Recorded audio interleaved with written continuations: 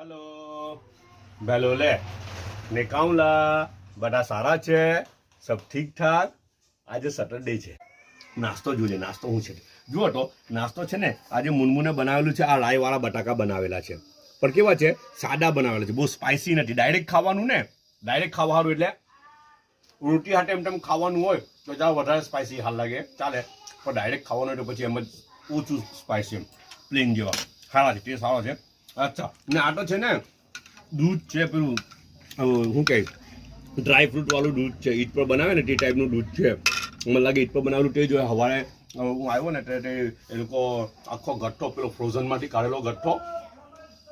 તે અંદર તપેલીમાં મૂકેલું હતું ચૂલા પર ઓગળવા સારું હે ને તો કોને કેટલા ગઠ્ઠા જ મુકાયેલા ડીપ ફ્રીઝમાં તો કંઈ ખબર બી નહીં હે ને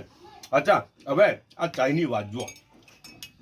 મેં તમને એક વાત કરેલી 3 કેટેગરી બતાવેલી ચાયની બરાબર છે 3 કેટેગરી બતાવેલી હતી તો હવે આ ચાય જોઈ લઈએ પહેલાં આપણે જો ચાય પતલી પતલી છે